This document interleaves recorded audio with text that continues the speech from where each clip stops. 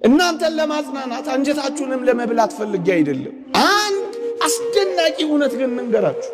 በዚህ ምድር ጠቃሚዎች ሆነን እንኳን ባንጨርስ በሰማዩ የእግዚአብሔር ቤት ግን በጣም ጠቃሚዎች ነው የምንሆነው። ብዙ ዘመናት የማንጠቅም አድርገን ራሳችንን ቆጥረን ይሆናል። ከዚህ በኋላሞ ምን እጠቅማለሁ? ዘመን አልፎብኛል፣ ጊዜ ሄዶብኛል፣ እድሜ ባክኖብኛል፣ ጉልበት አጥቻለሁ፣ ኃይል ከርቶኛል፣ መደመጥ ጠፍቶብኛል፣ ፈላጊ አጥቻለሁ፣ ተትቻለሁ የምንል እንኳን ቢሆን እግዚአብሔር የሚያቅተው ዘመን፣ እግዚአብሔር የማያወጣው መቃብር፣ እግዚአብሔር የማይሰጠው ኃይል፣ እግዚአብሔር ሲመጣ የማይለውጠው ሕይወት እንደሌለ ማሳያ ነው። ዛሬ ልፍስፍስ ልንሆን እንችላለን። ዛሬ የማይገባ ሊሆን ይችላል። ዛሬ ደንዛዞች ናቸው ልንባል እንችላለን። ግን እግዚአብሔር እጆች ከነኮ እመኑኝ እንጠነክራለን። በትላንት ምክንያት ብዙ በቀል ይዛችሁ ይሁን፣ ብዙ ቂም ቋጥራችሁ ይሁን፣ ብዙ ሕይወታችሁን አበላሽታችሁት ይሁን፣ አንዴ ከተበላሸማ ሕይወቴ እንደጀመረ የጨርሰኝ ብላችሁ ሱስ ውስጥ ዝሙት ውስጥ ገብታችሁ ይሁን፣ እድሜ አልፏል፣ ጊዜ ባክኗል፣ ቀኑ የተመቸ አይደለም፣ ሁኔታዎችም አስጠሊታዎች ናቸው። ታዲያ ከዚህ በኋላ እኔ ጠቃሚና ምረባ ሰው ሆናለሁ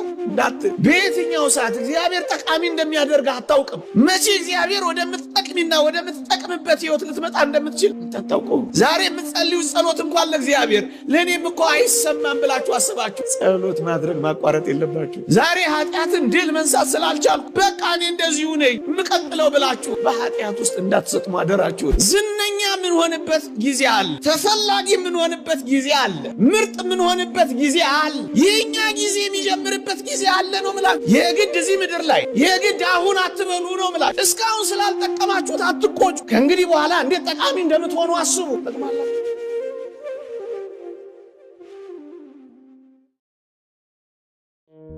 ክርስቲያኖች ሁላችንም እንደምናውቀው የክርስቶስ መስቀል አይጠቅምም የተባለ ነው። ለ300 ዘመናት ጠቃሚ እንዳልሆነ እንዲረጋገጥ በአይሁድ አካባቢ ያሉ ቆሻሻ መጣያዎች ሁሉ ተትተው ለ300 ዘመናት የቆሻሻ መድፊያ ሆኖ ነው የሰነበተው። እንደ ክርስትና ከዚህ የመስቀሉ ታሪክ የምናገኘው ጭብጥ ትምህርት የትኛውም ዘመን ይርዘም፣ በየትኛውም ሁኔታ እንጣል፣ በየትኛውም ምክንያት እንተው፣ አይሆኑም የምንባልም ልንሆን፣ ግን አንድ ቀን እግዚአብሔር የሚጎበኝበት ቀን ሲመጣ አይጠቅምም የተባለው ምናምንቴ እጅግ የሚጠቅም እንደሚሆን እንዳይረሳ።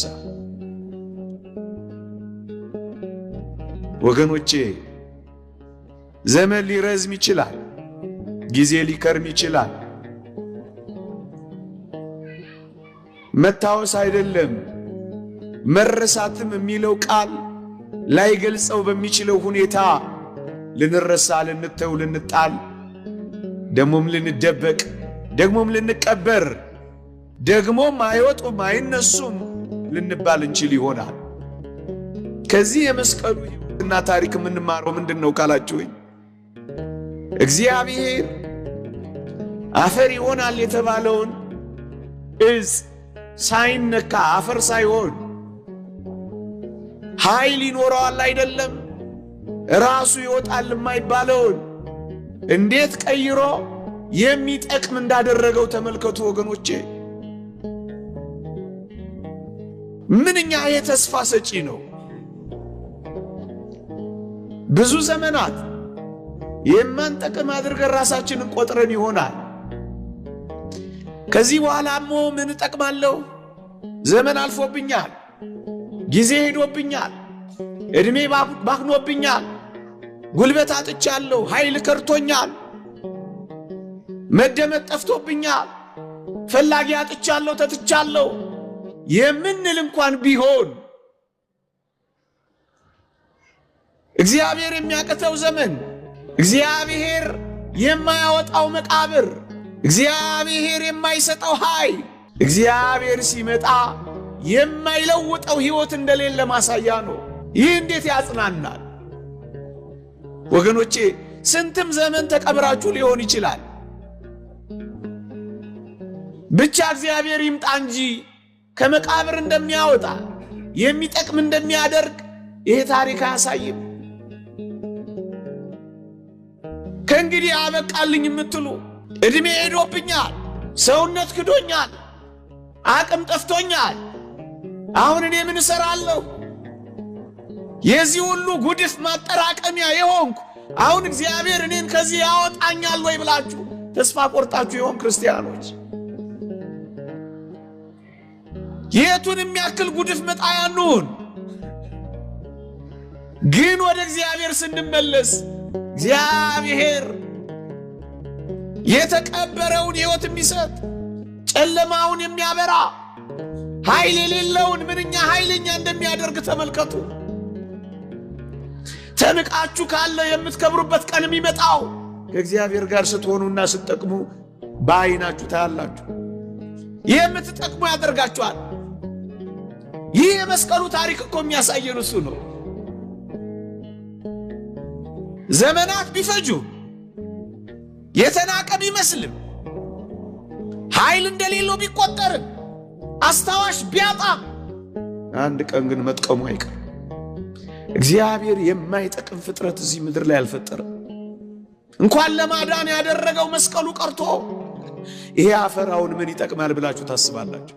ይሄ ረገጥነው አፈር፣ ይሄ ቤት የምንሰራበት አፈር እኔና ተጠራጥራላችሁ? እንደኔና እንደናንተ የተዋበ ፍጥረት ይገኝበታል ብላችሁ ታስባላችሁ?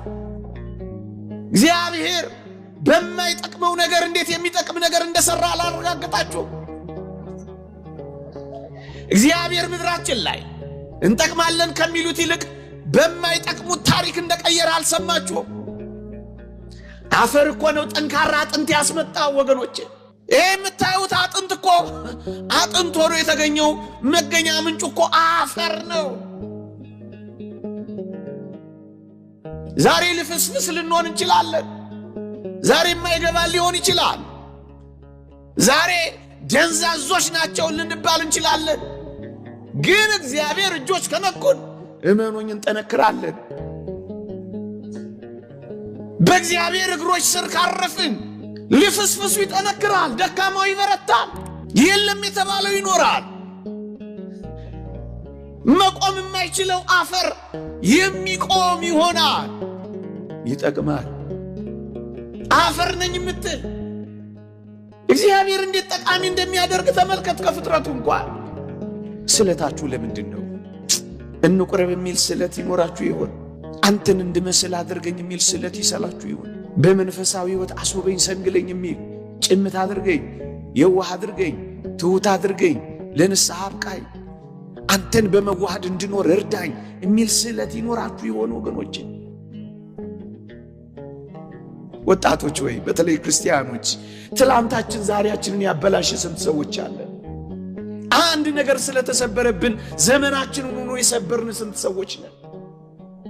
አንድ ነገር ስላደናቀፈን ዘላለም ተኝተን እየኖርን ያለን ስንት ሰዎች ነን። አንድ ነገር ስላቃተን ብዙ ነገር እንዳቃተን አድርገን ራሳችንን የቀበርን ስንት ሰዎች ነን። ትላንታችን ተስፋ አስቆረጠን። ወገኖቼ በትላንት ምክንያት ብዙ በቀል ይዛችሁ ይሆን?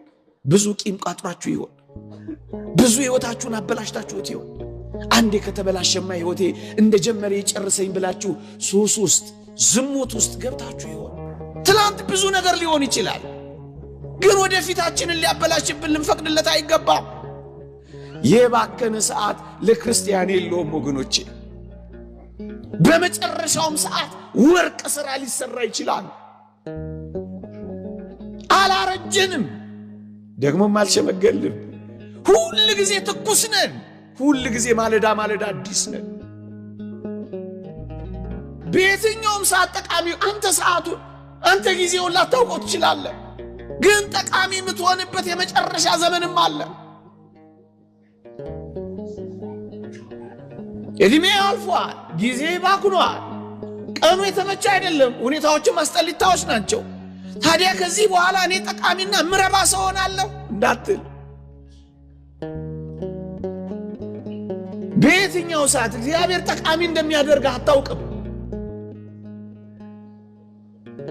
መቼ እግዚአብሔር ወደምትጠቅም ምትጠቅሚና ወደ ምትጠቅምበት ሕይወት ልትመጣ እንደምትችል አንተ አታውቀውም። ክርስቲያኖች ለክርስቲያናዊ ሕይወት ለመንፈሳዊ ተጋድሎ መቼም መች አይመሽም፣ መቼም መች አንሸመግልም፣ መቼም መች አንደክምም። እንደውም እየደከምን ስንመጣ እንበረታለን ወገኖቼ። እንደውም በመጨረሻው ሰዓት ነው የበለጠ ጸጋም ይበዛልን ወገኖቼ። ዛሬ መንፈሳዊ ሕይወት ልዕልና ላይ ስላልደረሳችሁ ራሳችሁን የማትጠቅሙም እንዳትቆጥሩት። ዛሬ የምትጸልዩ ጸሎት እንኳን ለእግዚአብሔር ለእኔም እኮ አይሰማም ብላችሁ አስባችሁ ጸሎት ማድረግ ማቋረጥ የለባችሁ። ዛሬ ኃጢአትን ድል መንሳት ስላልቻልኩ በቃ እኔ እንደዚሁ ነኝ የምቀጥለው ብላችሁ በኃጢአት ውስጥ እንዳትሰጥሙ አደራችሁን። ዛሬ ደካማ ልትሆን ትችላለህ፣ ነገ ግን ትበረታለህ። ዛሬ ጸሎትሽን እንኳን ላትሰሚው ትችያለሽ፣ ነገ ከነገ ወዲያ ግን ሰማይ ሰማያት የሚደርስ ጸሎት አለ። ክርስቲያኖች ከቆረብን እኛ ምን እንፈልጋለን? ከአምላካችን ጋር ከተዋሃድን ምን እንፈልጋለን? ያን ስምዖን አረጋዊን አታስታውሱ? ጌታችንን ካቀፈ በኋላ ጌታ ሆይ ባሪያን በሰላም አሰናብተኝ እኮ ነው ያለው። እግዚአብሔርን ካየን በኋላ ሌላ ማየት ምን ያስፈልገናል? እግዚአብሔር ቤት ከዘመርን በኋላ ሌላ ቦታ ሄደን መስፈን ምን ያስፈልገናል? እዚህ ከመጣን በኋላ እዚያ ደግሞ መጣድ ምን ያስፈልገናል? መንፈሳዊ ከሆን በኋላ ዓለማዊ ሕይወቶች ለኛ ምን ያስፈልጋሉ? የክርስቶስ ከሆን በኋላ የዲያብሎስ መሆን ምን ይጠቅመናል? ወደ ላይ ከፍ ካልን በኋላ መውረድ ምን ይጠቅመናል? ጿሚዎች ከሆን በኋላ በላተኞች መውረድ ምን ወደ ላይ ከፍታ፣ ከመብላት ወደ አለመብላት፣ ወደ ላይ። ወጣቶች ክርስቲያኖች ምናልባት እንደ ቅዱስ ዮሴፍ ተረስተህ ሊሆን ይችላል። አንድ ቀን ግን መታወስ መፈለግ አይቀርም። እንደ ዳዊት ምናልባት ተሰደን ምድረ በዳ ለምድረ በዳ ተንከራተን ይሆናል። አንድ ቀን ግን ጠቃሚ ሆነን ቤተ መንግሥት መግባታችን ግን አይቀርም። ምናልባት እንደ ቅዱስ ጳውሎስ ተጠርጥረን ሊሆን ይችላል። አሁን ቅዱስ ጳውሎስ ማን ይጠቅማል ብሎ አስቦታል ወገኖቼ?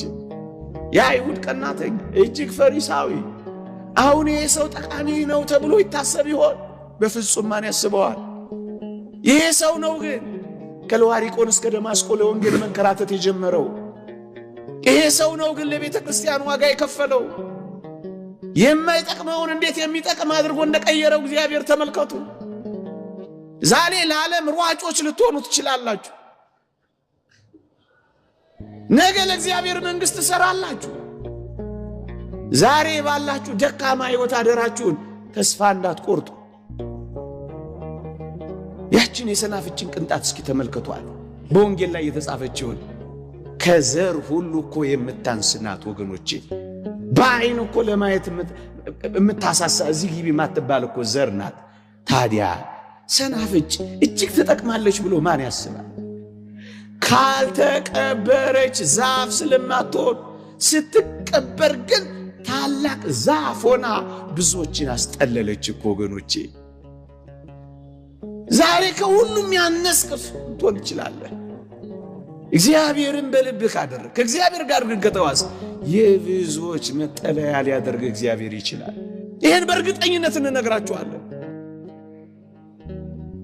እንጠቅማለን፣ ጠቃሚዎች እንሆናለን።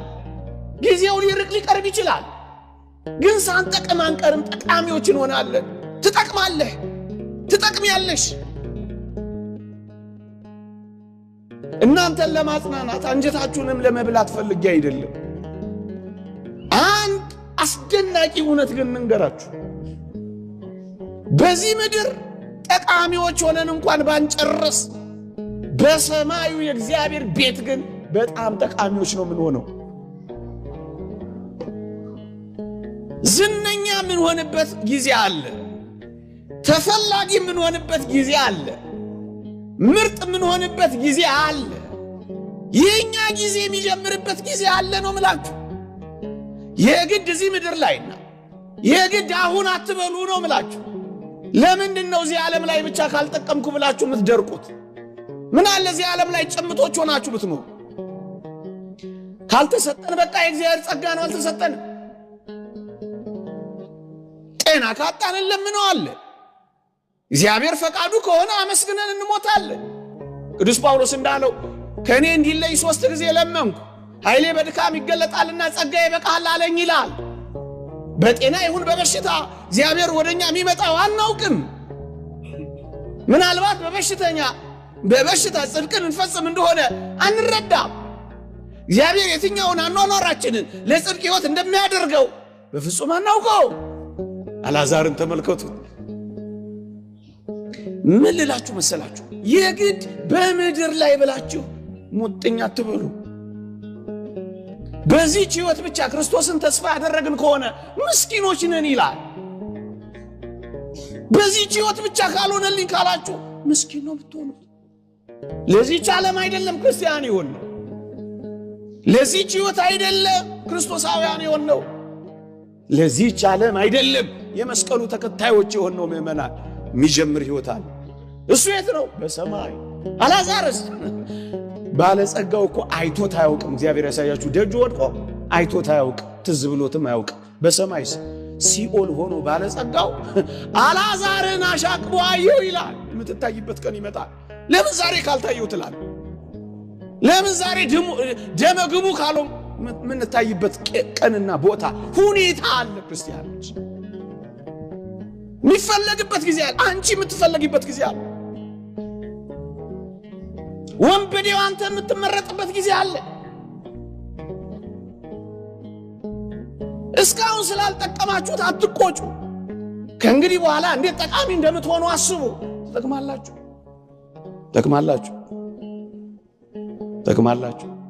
እንጠቅማለን። መስቀሉ ቅድስት እሌኒም በመስቀሉም ዙሪያ ያለው በሙሉ የሚያሳየው መጥቀማችንን ብቻ። መቼ፣ እንዴት ባለው ሁኔታ፣ የት ላናውቀው እንችላለን። ግን በእውነት ታግሰን፣ በእውነት ጸንተን፣ በእውነት ከእግዚአብሔር ጋር ኖረን ከሆነ ሳንጠቅም ግን አንቀር፣ እንጠቅማለን። ይቆየን። የእግዚአብሔር ቸርነት፣ የእመቤታችን አማላጅነት፣ የቅዱሳን በረከት ረድኤት አይለየን። አሜን።